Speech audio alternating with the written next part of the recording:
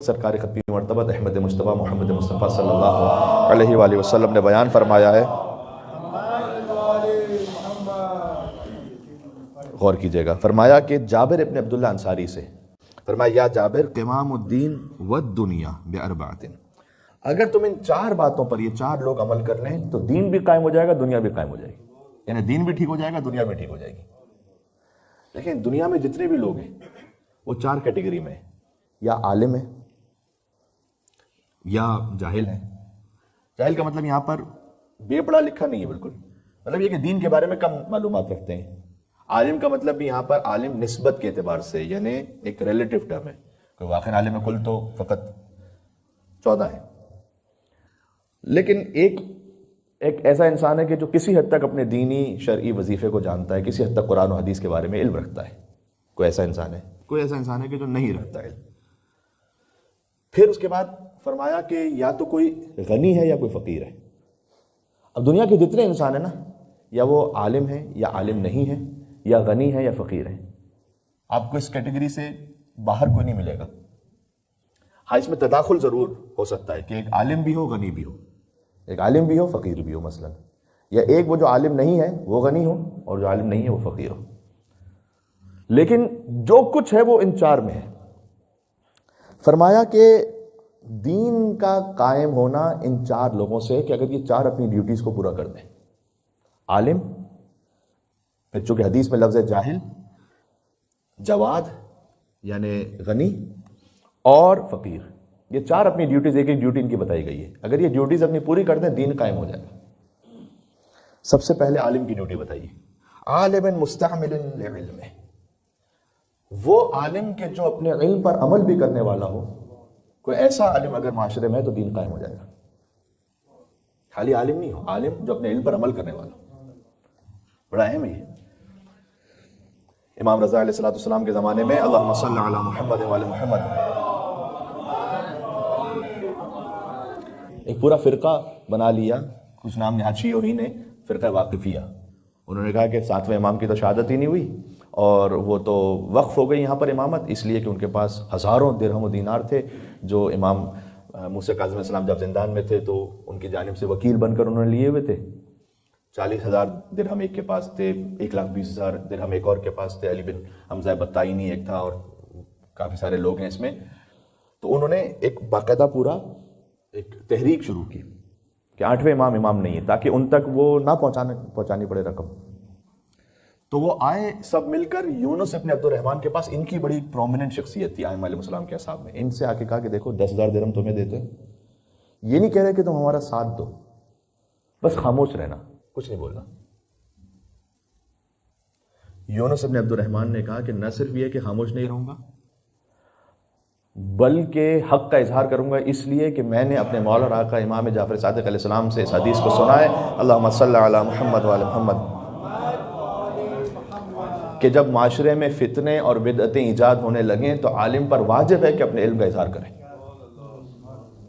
تو میں بتاؤں گا کہ تم ناحق ہو، تو بات لے لو۔ وہ عالم جو اپنے علم پر عمل کرے اس سے دین قائم ہوتا ہے۔ سبحان اللہ، بہت بڑی بات ہے یہ، اور اس ترتیب میں اس کو سب سے پہلے بیان کیا گیا، سب سے اہم یہی۔ کعب ابن ثور، دوسری مثال دیتا ہوں آپ کو، جنگ جمل کا موقع ہے، ایک جانب سے کعب ابن ثور کو یہ ایک میسج دیا گیا، شام کا عالم ہے یہ، شام میں رہنے والا، جنگ جمل مولا علیہ السلام نے کس کے خلاف لڑی تھی وہ آپ سب جانتے ہیں، وہاں سے میسج آیا کہ ہم جنگ کرنے کا ارادہ رکھتے ہیں، ہمارا ساتھ دو۔ تو اس نے کہا کس کے خلاف جنگ کرنا چاہتے ہو؟ علی ابن ابی طالب کے خلاف۔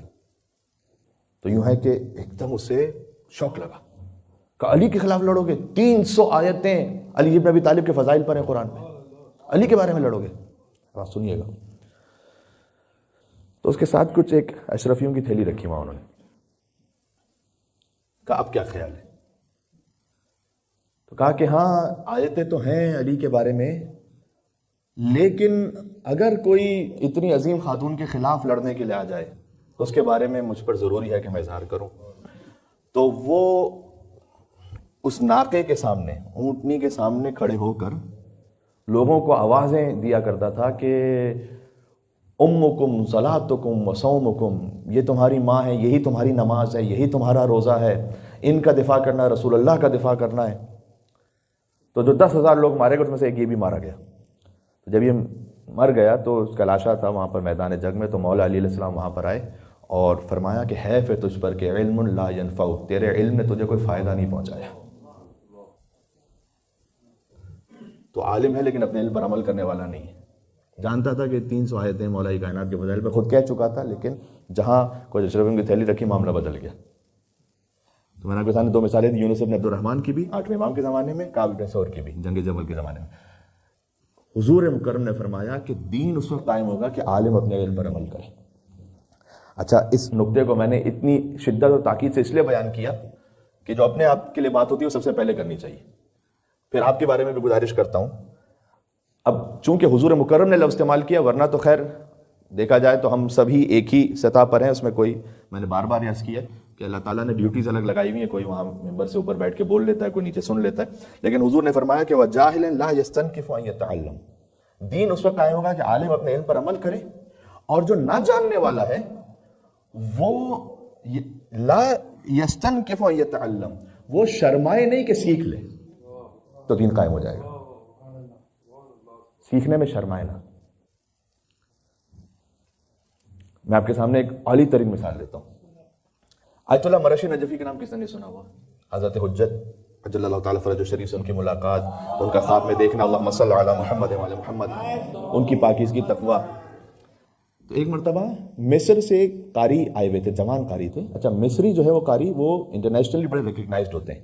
एक मुहावरा ईरान में मशहूर है, वो ये है कि कुरान अरबों पर नाजिल हुआ, हिजाज पर, मिस्रियों ने उसको पढ़ा और ईरानियों ने अमल किया, वो इस तरह से कहते हैं। तो मिस्री जो कारी हैं वो बहुत ही ज़्यादा रिकग्नाइज होते हैं, बेस्ट ऑफ द बेस्ट होते हैं पूरी दुनिया में। उनकी आवाज़, उनकी ब्रेथ, तो उनका जो लहन है, तो वो मिस्री कारी अपने फ़न के बहुत माहिर, वो तशरीफ़ लाए हुए थे और आते हैं ईरान में। कई दफ़ा उनकी क़िरात के लिए इस तरीके से प्रोग्राम्स भी होते हैं, लोग बड़ी हज़ारों की तादाद में सुनने को जाते हैं। तो आयतुल्लाह मरशी नजफी के पास आए, तो गुफ्तगू हो रही थी। तो एक मरतबा उन्होंने ये कहा कि मैं ऐसा करता हूँ कि अपनी सूरह अल-हम्द और सूरह कुल हुवल्लाहु अहद आपको सुनाता हूँ, आप बहुत बड़े स्पेशलिस्ट कारी हैं, तो ज़रा देख लें कि मैं सही पढ़ रहा हूँ या नहीं।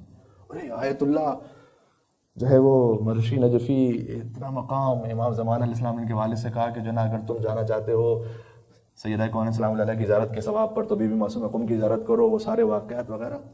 तो कहा कि आगा आपका इतना बड़ा मकाम, इतना बड़ा लेवल है। तो कहा नहीं, ये अपने फ़न का माहिर है, क्या हरज है कि एक दफ़ा सुना दूँ, एक दफ़ा रीचेक हो जाए तो कोई हरज नहीं है। ये बहुत बड़ा कारी है।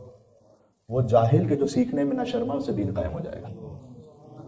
बात माजूरी मिल के सलवात भेजे मोहम्मद वाले मोहम्मद पर, अल्लाहुम्मा सल्लि अला मुहम्मद व मुहम्मद।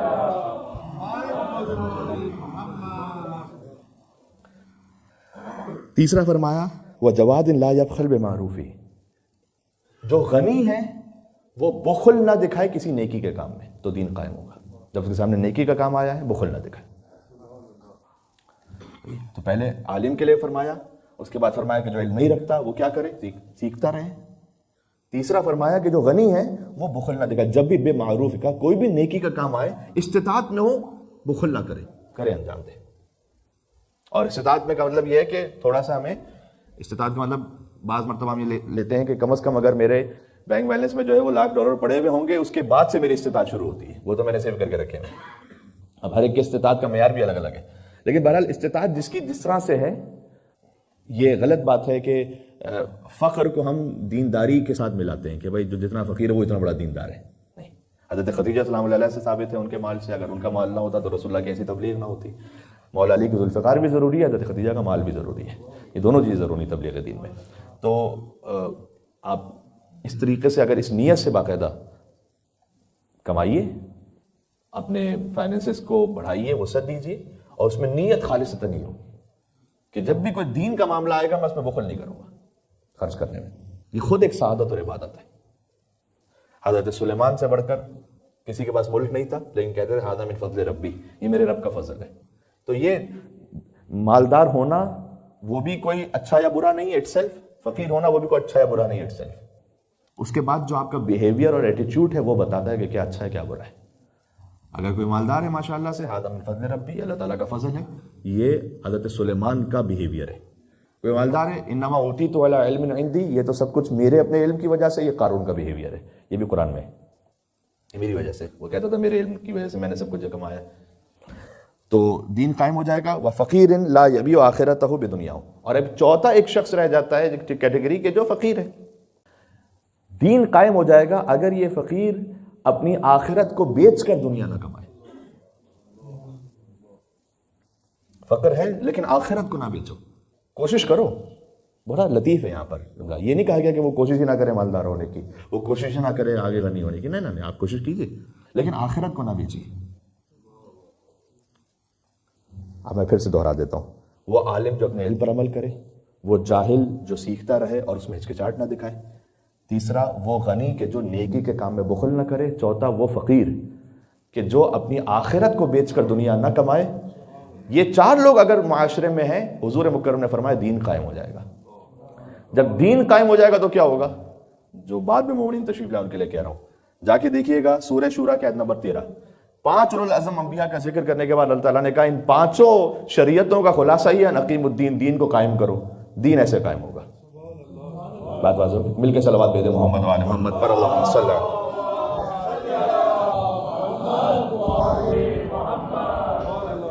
ماشاءاللہ. جب عالم اپنے علم پر عمل کرنے لگے، جب نہ جاننے والے سیکھنے لگے، جب غنی بخل نہ دکھائے اور فقیر آخرت بیچ کر دنیا نہ کمائے، تو اب ظہور امام زمانہ سے قریب ہو جائیں گے. اس پوری گفتگو کا تعلق حضرت حجت کے ظہور کے ساتھ ہے کہ انشاءاللہ اللہ سبحانہ و تعالیٰ اگر ہم عالم ہیں تو اپنے علم پر عمل کرنے کی توفیق عطا فرما، نہیں جانتے ہیں تو سیکھنے کی توفیق عطا فرما، غنی ہے تو تیری راہ میں بخل نہ دکھانے کی توفیق عطا فرما، اور فقیر ہیں تو اپنا دین محفوظ رکھنے کی توفیق عطا فرما، اور حضرت حجت کے ظہور کا زمانہ ہمیں دیکھنا نصیب فرما، اور ان کے اصحاب و اعوان میں، ان کے خدمت گزاران میں ہمارا نام شامل فرما اور ہماری نسلوں کا نام شامل فرما. ربنا تقبل منا انک انت السمیع العلیم بجائے محمد و آلہ الطاہرین.